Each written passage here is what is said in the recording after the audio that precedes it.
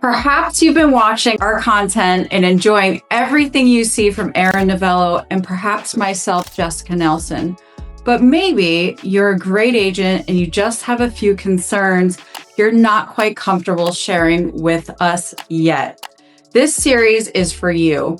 Those thoughts you have in the back of your head, those little things that are keeping you from saying, hey, I love Aaron's content and I can't wait to talk to him, but I'm just scared to reach out. These videos are for you to answer some of those common questions you've been struggling with. My name is Jessica Nelson. I'm an elite builder, and as you can see, I value leverage, and I'm here with the one and only over 2,000 homes sold, named Housing Wire top coaching program in the country, Aaron Novello. Aaron, thank you for joining me. My pleasure. It's always enjoyable to spend some time with you, for sure. Aaron, do I have your permission to go ahead and start role-playing some of these thoughts a lot of agents are having? Yeah, let's do it. Great. So Aaron, I can see you have a fantastic culture. The numbers, the pace, the culture, but I have this fear. What if I just don't measure up to what you're doing? Yeah, and I appreciate, the concern. At the same time, I think we all know this cliche that you are the summation of the people that you spend time with. And I think what's actually true is it's not that you're the summation of the people that you spend time with. I think the people that you spend time with is a reflection of how you see yourself. And we can only behave in accordance with the way that we see ourselves, right? So the question that you got to ask yourself is if you never put yourself in an environment and a kind of community that has standards, that has goals and objectives, that are full of, ambitious, smart people that are looking to accomplish goals and objectives, then how could you ever, create that opportunity for yourself? Like, how are you ever going to be able to become that individual? So, I appreciate that. At the same time, I know that our comfort keeps us from our calling. And if you're watching this, it's probably because you're being called to a higher standard. And it's normal to have fear, at the same time, as you get to know us, like, we're not going to be berating you or, making you feel bad or calling you names. It's more about just equipping you with everything that you need so you can accomplish what you want. I mean, both me and you, if people met us, at the beginning of our career, they would have not expected much. And we're a testament to the fact that with the right proximity in the right environment, anything's possible. Aaron, I've been watching your content for a while. You have very high standards, and no one's ever really pushed me before. What will happen if I'm just scared? And will you and Jessica be disappointed in me if I just can't live up to your standards? No, I mean, I think I was having this conversation with my wife recently. Like, I'm of the mindset that I want to exchange with people in ways that are overly abundant. I want you or, whoever to get as way more value than anything that I receive in return. And, there's no shortage of world-class instruction in this environment.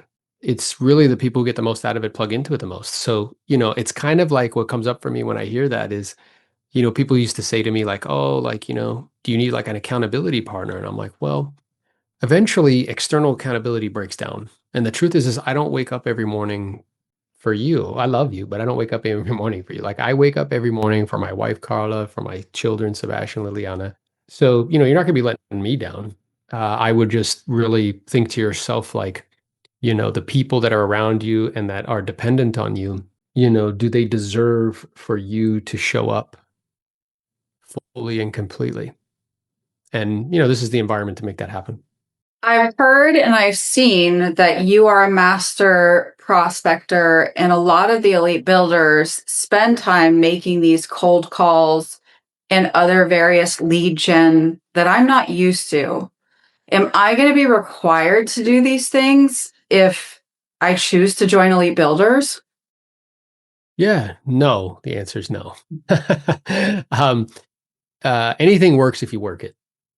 What's also true is that two things can be true at the same time, right? Something's true, more true than something else. And we get more not because we want more, we get more because we become more, right?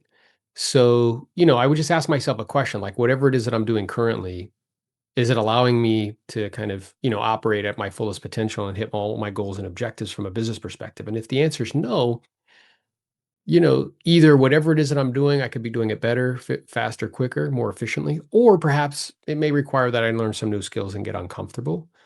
Uh, and I make it a point because I recognize that now as a leader of leaders, my one of the jobs that I have is really to equip people with the best strategies because business is just strategy and people, and what strategies are actually working in the environment that we're in, right? Because marketplaces are constantly moving and changing. And, what worked 3 years ago when money was only 3% and half the amount that it is today, I would venture to say, is not working as well in today's environment. So the short answer is no. At the same time, I would just come into the environment, just be open. Fair enough. Aaron, I know that you used to be a prospector, but I can see that you and a lot of your elite builders are putting a lot of time into social media. I'm not really comfortable in front of camera. Will you make me produce content?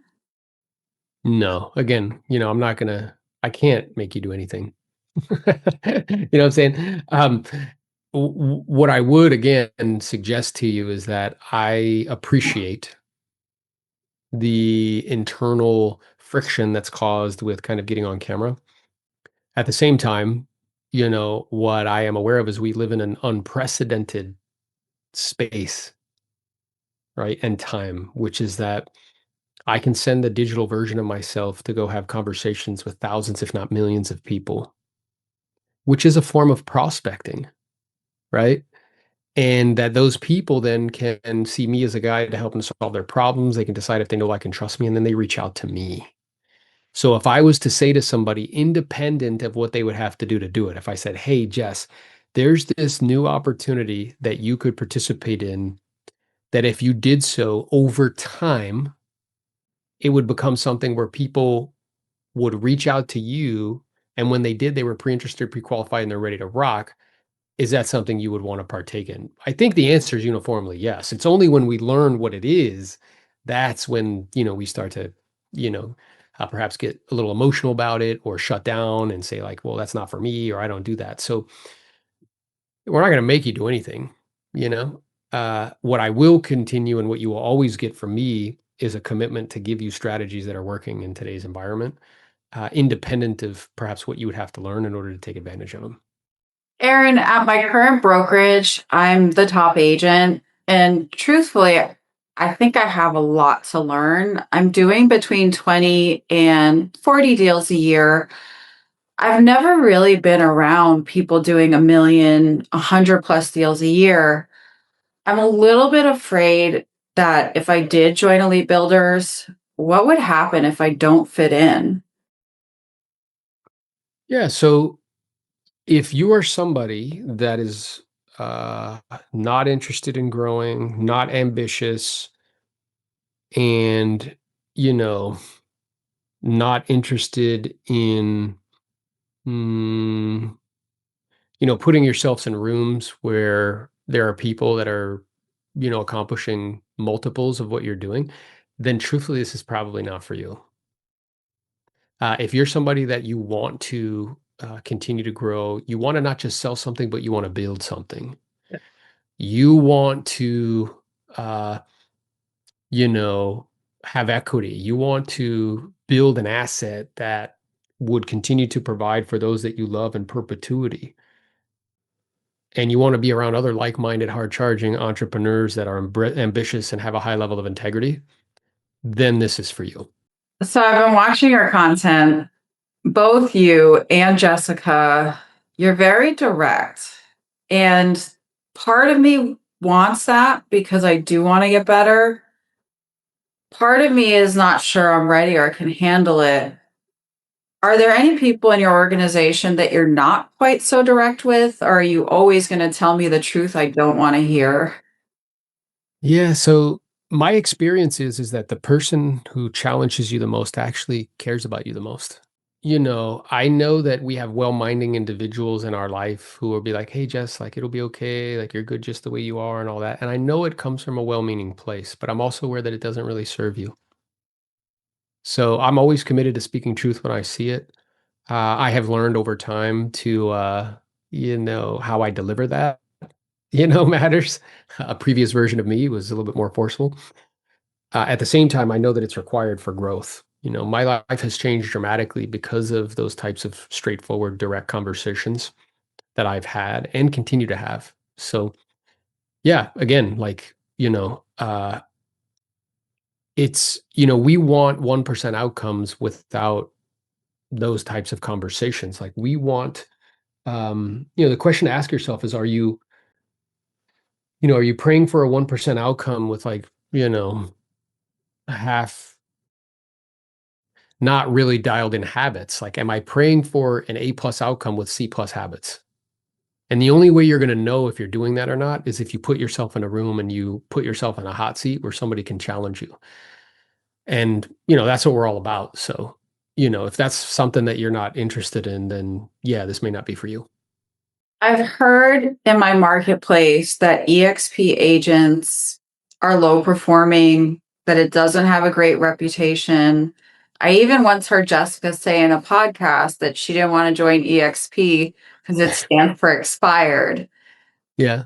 What if my circle of friends and my old broker, and I have a really good reputation, Aaron, what if they judge me for going to EXP? Yeah. It's not uncommon. There's a saying that says when somebody's livelihood is dependent on them not understanding something, it's very difficult for them to understand it. And I was a hard no on this for a year, and that was one of the concerns that I had. And, my experience has been the following. So at first, they will call you crazy. Then they'll probably laugh at you. But then what they do is they call you a crook. Like you must be stealing, you must be doing something illegal to be making that much money. But then the fourth thing they do is they call you for advice. So if you want everybody to love you, you should go sell ice cream, right? In business, the way that it works is, those who recognize a pattern and take advantage of it, they're disproportionately rewarded for their efforts. That's something that I recognized and I changed my mind. I used to own part of an office and I sold it back to participate in this modeling opportunity. You chose another path and then ended up recognizing, hey, this is the path for you. So, this is less about all of those individuals that may have an opinion. None of them are going to pay your bills. None of them are going to send your kids to private school. None of them are going to take those, pay for those trips that you want to take with you and your family or fund those charities that you want to fund. So, this is a business decision about platform selection and about proximity. And I would have that be the driving force in the decision, not what people think about it. Because if you look collectively at what everybody collectively believes to be true, almost invariably, if you go in the exact opposite direction, that's probably the better thing to do. Fair enough. Aaron, I've been with my broker for almost 20 years now. We're like family. I love your content and you're speaking to me, but I'm a loyal person. I feel like I can't do it until they retire. I just feel like I can't leave them. Yeah. And listen, I really respect that. Like, you can't walk on water and you can't fly. When people say they can't, what they're really saying to me is they don't want to. And I get that. I know that a couple things. One is having, done this and had conversations with agents all across the country as we continue to grow and build, that you will find out very quickly the nature of that relationship. Mhm. There's been countless individuals that had said that to me, like we're like family. And the moment that, they get a whiff that they're thinking of doing something different, they get kicked out of the MLS system, they get shut down, locks changed, you can't come in, right? And that's hurtful because the agent recognizes, like, I thought this was like you know, a relationship when it was really just a transaction. The second thing is that ultimately I don't really owe anybody anything. Like in that exchange, if I'd been with them for a long time, they've been amply compensated for the time and energy and effort, right? And, you know, you have to make a decision, right? As far as like what you think, what vehicle you think will provide you with the most opportunities long term. What vehicle do you believe, what platform do you believe, because I just view brokerages as platforms, will provide you and your family the most opportunities long term? And have that be the driving force behind it. And what I'm also aware of is if they really, really love you and care about you the way that you think that they do, they would want what's best for you. Even if what's best for you meant that you went somewhere else.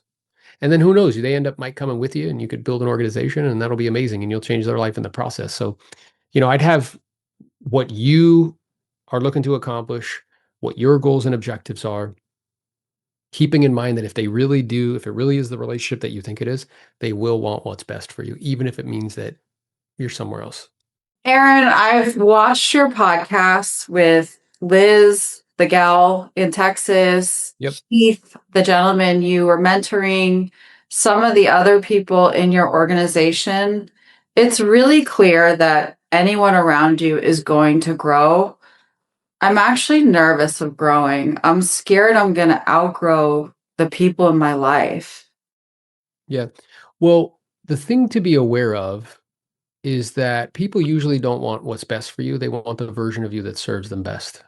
And what I mean by that is that whenever you go through kind of, changing and expanding and growing, from a relational perspective, it's like we have these like unwritten agreements with each other. Like I'll allow you to continue to believe that you are who you say you are if you allow me to continue to believe that I am who I say I am. And if something changes in that agreement, that's when there starts to be a little friction. People start to say something like, well, what do you mean, Jess? You think you're better than me? Like, oh, like we used to go out and drink all the time and you're not drinking anymore? Like, why? Like, what's that about? Or like, oh, like you used to spend all your money on like all this other stuff and now you're like investing? Like, nah, like what's that about? Or like, oh, like, you're not going out on the weekends as much as you used to. Like, and from my own direct experience and from the experience of, mentoring and being a guide to all these agents, throughout my coaching career and now as a leader of the organization, you have to make a decision. And the decision is am I willing to make myself small or keep myself small so other people feel better about themselves? And that's only something that you can decide on your own. I promise you this, nobody benefits by you playing small. Your children don't benefit watching you play small. Your bank account doesn't benefit by playing small. Your relationships with your significant others don't benefit by you playing small. The charities that you want to donate to don't benefit by you playing small. The economy doesn't benefit by you playing small. Like we're not made in the image of something who cowers in fear. I have listings pending and I'm scared that my broker won't pay me. I feel like I just have to wait till they close to even talk to you. Yeah. And they may or may not pay you. I mean, there's a truth to that, right? So the first is you have to get access to your ICA because that's what's going to really dictate like what happens. And then you have to make a decision as well. So when I made this transition, I had like, I don't know, 17 listings, 15 pendings, and I capped twice because the company that I was with previously, my anniversary had just come up, so I paid them 18,000 plus 3,000, and I capped with EXP. And when I sold back my interest in the office, I lost 42,000 bucks. So in other words, it probably cost about $80,000 around the horn. And the way that the industry is set up right now, it's kind of like contractual arbitrage. So they know that agents don't read ICAs, and they also know that they're not really independently wealthy. And they know that you're an independent contractor and you can do whatever you want. So what they do is they put provisions in there that will dissuade you from making a change, such as if you leave, we will keep a portion of your commissions, right? So you have to decide, am I going to be controlled by that, right? I personally made the decision like, I have a high need for autonomy. Like, you're not going to control me by that. I pulled the plug. I capped twice. I paid them the money. And now, almost 500 agents later in 17 states, like, that was the right decision. This idea of waiting, particularly if you're productive, you end up kicking the can down the road because you're just going to keep producing. Like it's not going to stop, right? So in a perfect world, it would be this transition where like, okay, I have no deals and I start over here and, there's no collateral damage. There probably will be a little, is what I would say to you. But the only reason that you would do that is because you knew that long term, it was a better option. Just like the only reason I did it long term, I knew it was a better option. Same with you, right? They had clawback provisions and tried to call that back. And you were like, look, dude, whatever you want to do with that, I know this is the right decision. And, I'm willing to take a risk and bet on myself. Aaron, I appreciate you bringing that up about clawbacks. I've seen your content with some well-known agents that came from big brokerages who had received huge bonuses. I'm in the same position. I'm thinking about leaving where I'm at, but I was given a $250,000 bonus. I really want to come to EXP, but I just don't have the money to pay them back right now. Yeah, I get it. So that is ultimately like a business decision. Again, the only reason you would do that is because you believe that long term it's a better option for you. We've had 3 people in the organization who were with previous companies. They gave them money and made them sign contracts, and then they decided, hey, this isn't for me, and they, worked that out. So you have to make a decision again, like what you think is best long term. You can have conversations with them, and try to work it out with them. I know you had conversations with them. And then, ultimately at that point, you're just going to have to make a business decision. But the thing that would, again, for me, the thing that would cause a lot of internal friction for me is this idea of being controlled by that. Yeah, Aaron, I'm really nervous. Do you think that I could talk to some of those agents that have gone through this? Would they be willing to guide me through this process?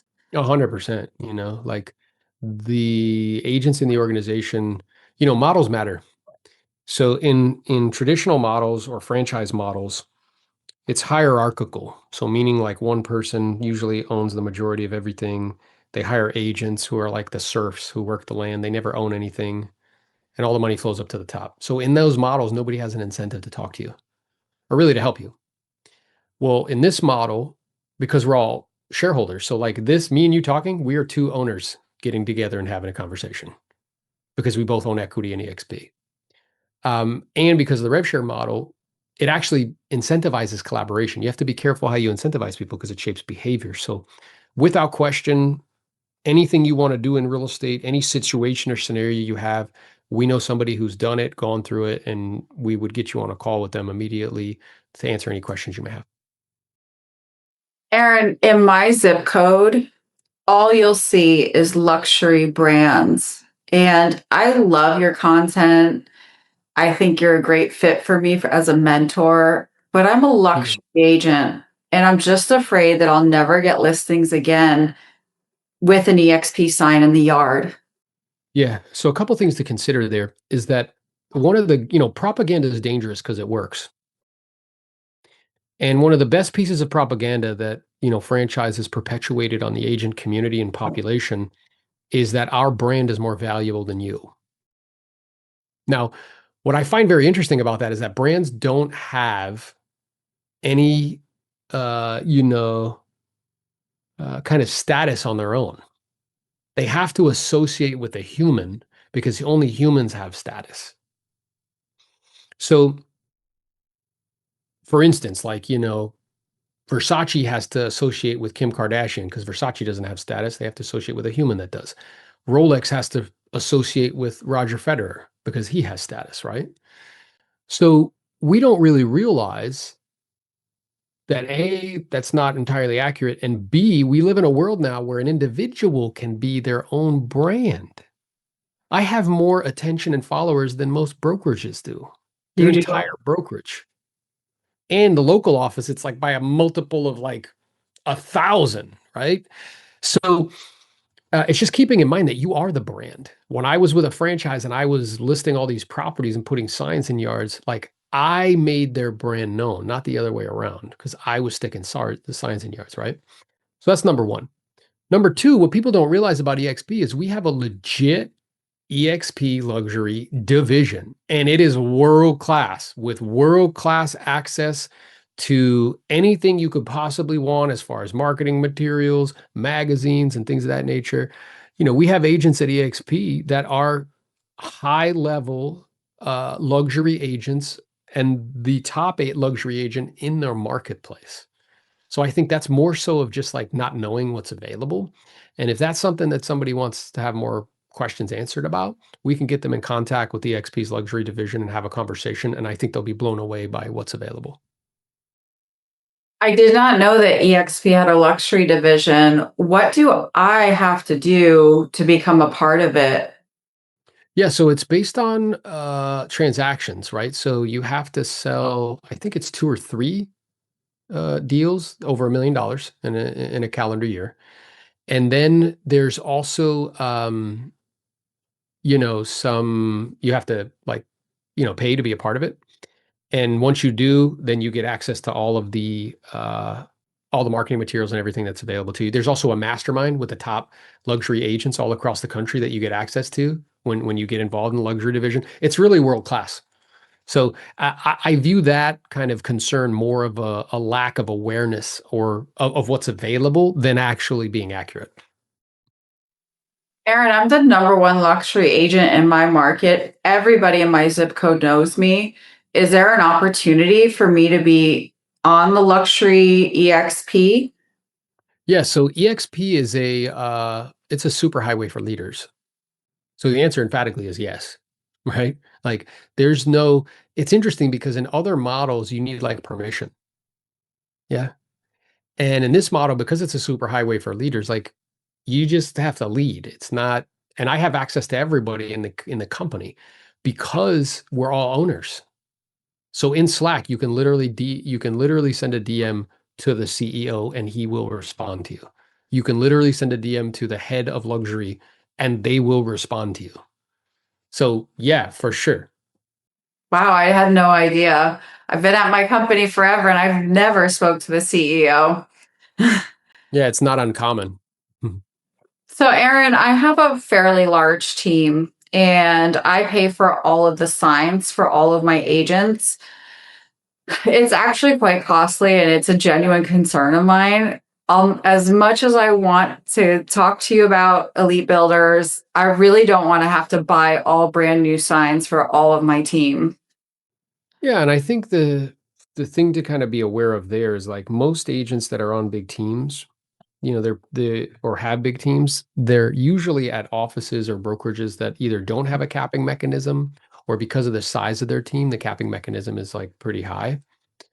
So, with EXP, the way that it works with a 16K cap, like you're going to drop a lot of money to the bottom line. I know agents at the traditional, companies that are writing checks for $100,000+ a year, right?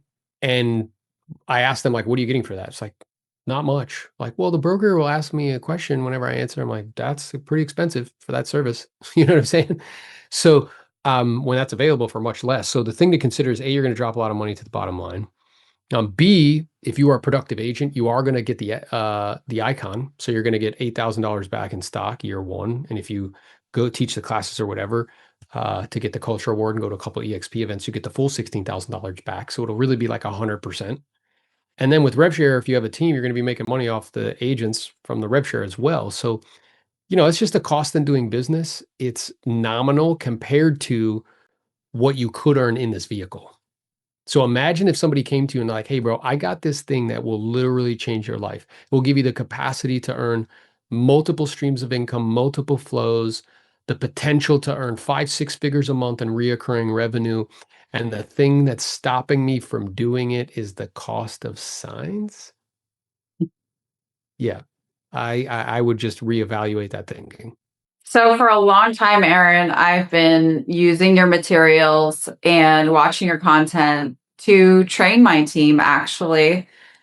And I'm thinking that if I brought my team, it would be best for you to train them and coach them. Would I be able to outsource a lot of that to you if I chose to join Elite Builders? 100% yes. So what you would have capacity to do and the ability to do is to magnify your leadership. Because right now, usually for agents that are team leaders, like they're the source of all value. And that's a challenge because usually they're selling real estate too. And it's very difficult when the players, the coach, the accountability is weak. It's hard for them to add a lot of value. It just becomes relational at that point. And when in absence of value, the only thing to compete on is price. People are going to ask you about splits and all that other stuff all the time. So by partnering with us, you immediately unlock this like Avengers of real estate leadership team. So they would get a call with me once a week live via Zoom. So not with somebody else, but with the guy who actually sold 2,000 homes in his career. And that's for an hour, right? Agents that are not partnered with us, they have to pay for that. For you, that would be free. They get access to my online course library that's in 23 countries and 8 languages, teaching them specifically what to say and how to say it. That is free. They get access to roleplay groups, right? So that way they can acquire the specialized knowledge of what to say and how to say it. That's free. For agents that may be highly productive, whether it's the team lead or perhaps somebody on their team, they're doing 200, 250 a year in GCI. I do a production mastermind. Agents pay $400 a month to have access to that, to speak to me once a week for 45 minutes. For our partners, it's free. So essentially by deciding to partner with us, you plug in to an ecosystem that's already available to them.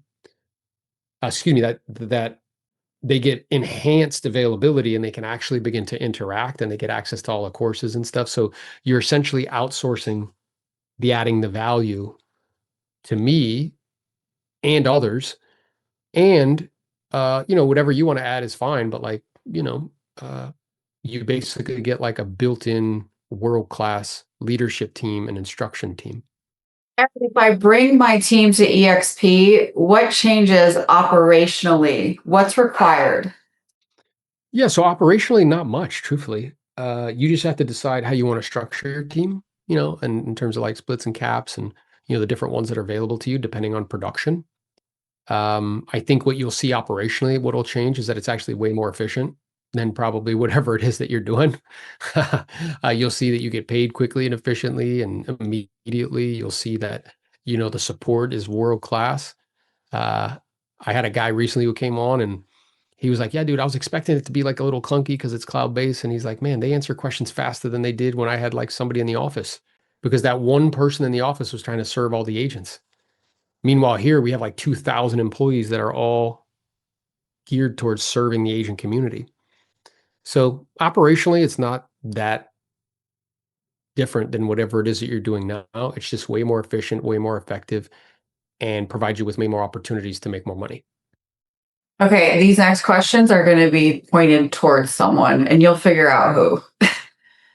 Aaron, I'm genuinely thinking about retiring or selling my brokerage. I loved it. It was great. We had a wonderful time, but it does seem like time is marching on. Sure. You used to spend a lot of time with my agents, and I know that a lot of them have a high opinion of you. Is EXP even an option for me as the next step? Yeah, it's completely an option.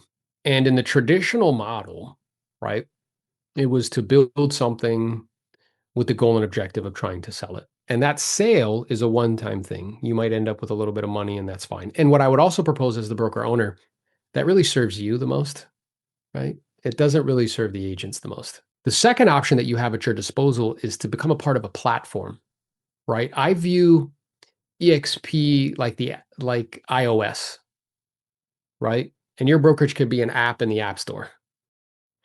And what would happen is if you chose to do that, it not only would serve you at a higher level in perpetuity instead of just a one-time shot of revenue, whatever they pay you, but it would also serve the agents at a really high level. Meaning, A, as the broker owner, all the agents in your brokerage would immediately become part of your organization. So immediately that turns into a monthly recurring stream of revenue that can continue to grow in perpetuity forever. And with a high degree of probability, it will. If you have 100, 200 agents, that could turn into 1,000 as time progresses, right? And that's a really meaningful additional stream of income. About 1,000 agents in EXP would pay between $50,000 to $80,000 a month in recurring revenue in the form of revenue share. The second thing that happens is you're giving agents a better opportunity because not only can they have an opportunity to own something, right? Where as they are productive, they can earn equity. And you actually end up having the ability to have everybody help you to build it, right? Because the opportunity is so A plus that, those 100 agents in your in your company right now, they have no real incentive other than like a Chili's card and like a few bucks to like bring an agent to the company. But if they could like meaningfully change their life in terms of an additional stream of revenue, they would help you. So you're increasing, your kind of recruitment efforts, because brokerage is all about recruitment. You're also wildly enhancing your value stack. Meaning that like in the past, maybe you allowed people to invest with you, or maybe you like, like, I don't know, you do like a meeting here or there and you pay for somebody's coaching or something. But it ultimately boils down to just being like relational versus now your value stack is like wildly enhanced. Now, not only do they get access to equity and revenue share, they also get access to world-class instruction, right? From world-class instructors that they would normally have to pay thousands of dollars a month, and it's completely free.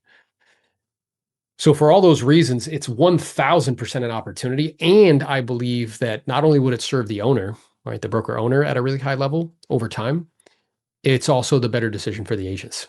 Aaron, how likely do you believe it is out of the 300 plus agents that we currently have, we would actually be able to move them from our independent brokerage to the EXP platform? Do you think I'm going to lose a lot of agents? Yeah. Yeah, there's always breakage. Like anybody who tells you otherwise is not being honest. So I would propose probably like 30, percent, 20, 30% fall off is not uncommon. And usually the people that fall off again, it's like a pruning. Most agents aren't that productive anyway. The average per person productivity is 4. And I would believe that for most offices, it's probably less than that. It's probably like 2. And again, the only reason you would do that is because you can see long term what would happen, right? So what I find super interesting is some of these offices that like have 300 agents that I used to go and present to, in only 3.5 years, I now am sometimes twice as big as their office, right? And the question you have to ask yourself is like, why is that happening? Okay. And the reason why it's happening is because a platform, like I'm essentially in the brokerage business. It's just that I have an operational partner who runs the whole thing. Whereas they're in the brokerage business, they have all of the expenses. I don't. They have to sign leases. I don't. They have to sign arbitrary franchise agreements. I do not. And if somebody has questions, comments, concerns, they don't come to me. They go to, EXP and the brokers of record to answer questions about those things. So yeah, there will be some breakage. But again, like what comes to mind is I saw a guy on stage. He had 600 agents. He brought them to EXP. I think 200 left. He now has 9,000 in his organization 7 years later. And those 9,000, I mean, that's like $5 million a year in revenue, like in reoccurring revenue every single year. So, it's just understanding the magnitude of the opportunity. And when you do, you'll recognize like, yeah, there will be breakage. That's fine. But again, like as a leader, like, bees don't take the time to explain to flies why honey's better than crap. Like it's better. And I know it's better. And I know it's going to be better long-term for everybody. Not everybody's going to see it. If they do, great. That's the preference. If they don't, that's okay too. But if you're not with me, then you gotta have to watch me. From an economic standpoint, being that there is some breakage, do you think it's smarter for me to sell my brokerage instead of coming to EXP and just be done with it? I don't, because I think that selling is it's a one-time injection of perhaps cash, but it doesn't create something that's willable and transferable. It doesn't create something that's that can compound and is highly leveraged. That'll be a reoccurring stream of revenue. So for that, just economically, it's superior, right? Like, which would you rather have? Like, because we have to be honest with each other. Like, these aren't selling for like a lot of money because there's not a lot of money there. They're not that profitable, right? And usually, like, you have to own ancillary services to actually make any money, like mortgage, title, escrow, things like that. So, yeah, like I would personally prefer a monthly stream of reoccurring revenue that's willable and transferable to my wife or my children, right? Versus like a one-time hit of whatever it is that's probably not going to meaningfully affect your life in some way, or like one way or the other. Because we're not talking about like these like multi-million dollar buyouts, It might be a little bit of something. And you're probably going to have to stay on, truthfully, for like a year or two to like continue to operate. So, yeah, I think that this is a better solution long term, just economically. What I thought was really interesting is that Blackstone, they did a talk recently where they said how much they love franchise businesses because they get reoccurring revenue and they don't have any liability. And well, if you really recognize it, revenue share has existed for a long time, a long, long time. And there's all these different companies that have participated in revenue share opportunities, whether it be Michael Jordan, he gets a piece of every shoe that's sold, whether it be Messi, he gets a piece of every jersey that's sold with his name on it. That's revenue sharing. YouTube shares revenue with content creators. And what I am aware of is that this is an opportunity basically like a global franchise opportunity to receive revenue share and receive a royalty fee. That's unbelievable with no borders or boundaries, no restrictions. So yeah, economically, I think it's superior, hands down. One of the reasons why I'm considering selling or just giving the brokerage to one of my heirs, I'm really done. I don't want to be responsible for the day-to-day anymore. If I chose to partner with you at EXP, will I still be responsible for my brokerage within EXP? Yeah. So again, like you're plugging into a platform that has built-in operations. Part of the thing that drags on brokers when I hear them say stuff like that, is because they're having to do a lot of stuff in the business that they don't really want to do or enjoy doing, right? So you have a built-in platform of operations who help you with all the back end, make sure the agents get paid, like all those things. You also have a built-in platform for adding value and training. For those reasons, I think for that agent, it's a no-brainer. I also do believe that, with the Compass purchase of Anywhere, we're at the beginning of massive consolidation in the real estate industry, right? So like in banking, there's 3 major banks. In retailing, there's a couple major retailers, Walmart, Target, right? And that'll be the same in real estate. And EXP is going to be one of them for sure. So this is an opportunity. Like it's kind of like if you were going to hand your heirs, imagine handing your heirs like a horse business when the car's been invented. That might like make you feel kind of good, but you're not really setting them up for success, right? So, if I'm going to hand them something, I want to hand them something that is positioned for the future. And EXP as a model is 100% that. We're an S&P 600 company. We have $100 million in the bank. We're debt free. Our stock pays a dividend. We are the largest independent brokerage. We're the largest independent cloud-based brokerage. We are the Amazon of cloud-based. Everybody, we are the Uber of cloud-based. Everybody's fighting to be Lyft. Why should I bring my brokerage to you and not another person that I've seen on YouTube or Instagram? Yeah, I think whoever, you partner with, whether it's us or anybody else, what you want to look at is a few things. The first is are they capable? So meaning like in the areas that I'm looking to get help or my agents are looking to get help, can they deliver? Right? Are they reliable? You can rely on them when you need them. And then the last one are they available? Right? It's one thing for someone to be like, oh, they're cool. And like, I see them all over the place, but like, can I get them on the phone when I need to talk to them? Can Jessica call me like one day and be like, yo, I got this really like big person and I wanted you to get on a call with them. Are you available? And do I pick up the phone and am I available? Yes. Right. So that's what I would really be looking for. I would take the time via media to like, get a feel for what they're teaching. Is that in alignment with, who I want to become, who I want my agents to want to become? Is it in alignment with my values? And then the other thing I would suggest is if they do have an event like the one that we do, the Do More Deal Summit, go to it. See, experience and feel the community, experience and feel the energy in the room. Because we can tell you till we're blue in the face that it's dope and awesome. I promise you, though, if you spend some time with us, you'll come to the same conclusion. And if you'd like a VIP invitation to the Do More Deal Summit, don't hesitate to reach out to us. We will find a seat for you, even if it's completely sold out. We'll give you hours if we have to. That's right. We'll make it happen for you. Aaron, any other questions I should ask for brokerages, team leaders? I think that's great. I think you've hit them. Okay. Last small section. I know you're busy. One of my concerns about coming to EXP, I'm really excited to be coached, mentored, my production, I can see the vision.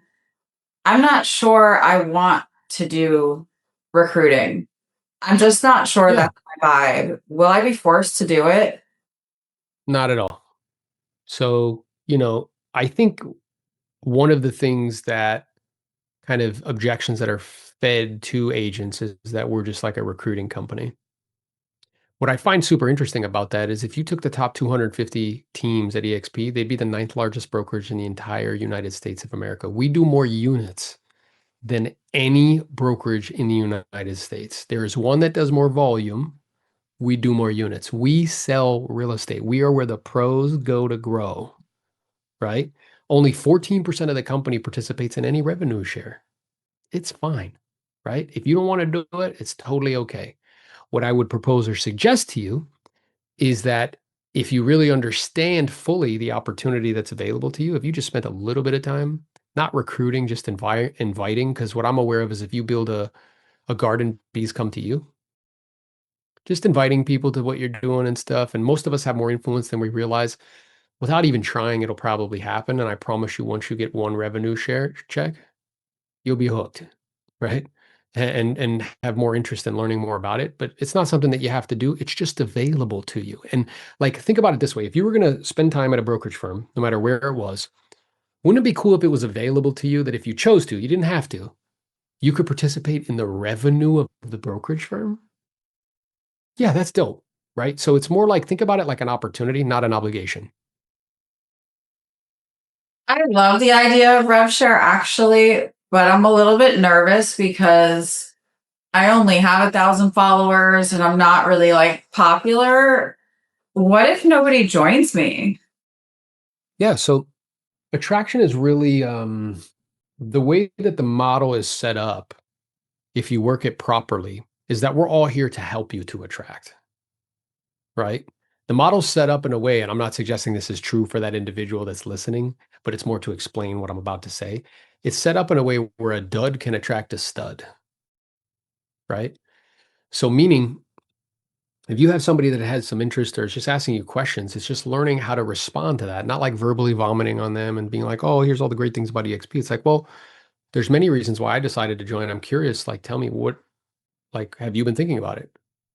What about the model's interesting to you? Have you actually ever studied it before? Most people are like, yeah, I understand. They're like, well, have you really studied it? I mean, not really. It's like, okay, well, I'm curious. If I could get you on a call with my senior partner, Jessica Nelson, if I could get you on a call with my senior partner, Aaron Novello, who truthfully they can probably explain it better than I can, and they can answer any questions you may have with regards to the model, see if it makes sense for you and your family and your business. Would that be helpful to you? Yeah, that'd be great. And then you get them on a call. And then because, we bang on media, we have a little bit of attention. If they've watched us, we have a huge level of influence. And somebody might trust you like as a person, but they may not trust you with a business opportunity, right? So we will teach you how to attract, teach you how to bring people to the well, teach you how to invite. And I'm looking at it right now. I mean, we have 4 agents in the organization that are in production selling real estate, and each one of them have more than 40 agents. That's a We lot. have 10 agents in the we have 10 agents in the company that have more than 20.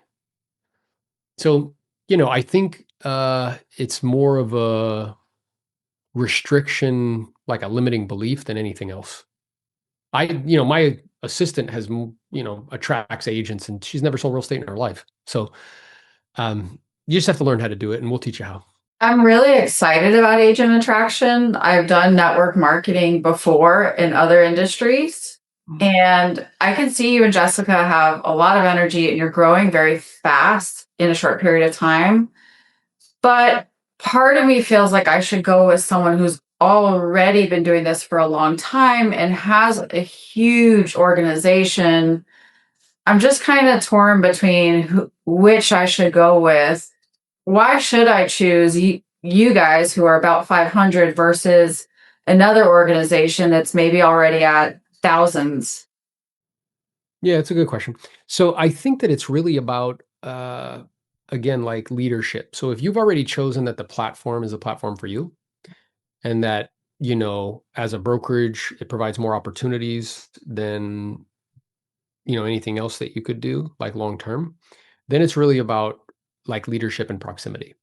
So getting access to people that are reliable and available, that can equip you in the areas that you're looking to be equipped, right?